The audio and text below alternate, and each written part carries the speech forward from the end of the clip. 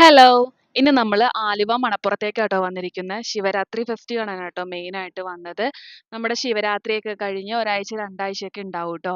അപ്പൊ നമ്മള് വന്ന് കേറുമ്പോ തന്നെ ഇതുപോലത്തെ പലഹാരങ്ങളുടെയും ഒക്കെ ഒരു ഷോപ്പാട്ടോ ഉള്ളത്. പിന്നെ ഇതുപോലത്തെ ഇഷ്ടംപോലെ പൂക്കളും വിൽക്കാനും വാങ്ങാനൊക്കെ പറ്റിയ നല്ല നല്ല പൂക്കളും എല്ലാം ഉണ്ട് ട്ടോ. അതിന്റെ വിത്തും പിന്നെ ഇതുപോലത്തെ ചെറിയ ചെടിയും ഇങ്ങനത്തെ ചെടിക്കൊക്കെ 60 രൂപ, 80 രൂപ.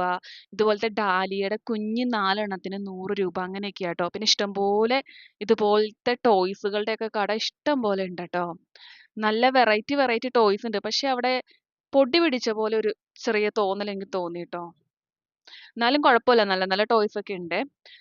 പിന്നെ മെയിനായിട്ട് അവിടെ ഉള്ളത് ഇതുപോലത്തെ പാത്രക്കടകളൊക്കെ ഇഷ്ടം പോലെ ഉണ്ട് ട്ടോ. 20 രൂപയ്ക്കും 30 രൂപയ്ക്കൊക്കെ ഇഷ്ടം പോലെ പാത്രക്കടകളുണ്ട്. പിന്നെ ഇതുപോലത്തെ ആകാശ ഊഞ്ഞാല്, പിന്നെ വഞ്ചി, പിന്നെ ഇതുപോലത്തെ കുഞ്ഞി കുഞ്ഞി ഗെയിംസ്, ഗോസ്റ്റ് ഹൗസ്, പിന്നെ ശിവരാത്രി ഫെസ്റ്റ് അതിന്റെ ഉള്ളിലൊക്കെ കേറിട്ടോ. നല്ല അടിപൊളിയായിരുന്നു ട്ടോ.